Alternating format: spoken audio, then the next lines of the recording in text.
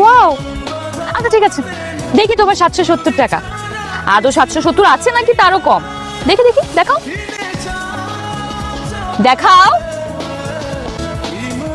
দেখাও দেখাও।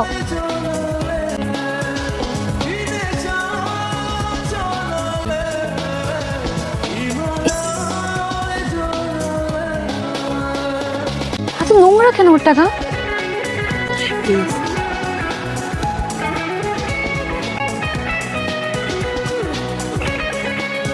আমাকে নিয়ে তোমরা মজা করছো?